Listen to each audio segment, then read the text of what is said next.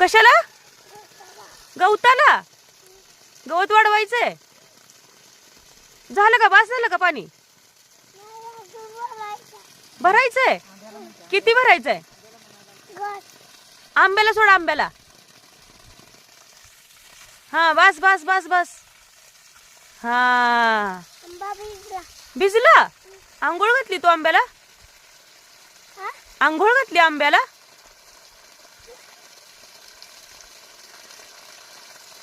शिव, तू आंघोळ केली का? केली का?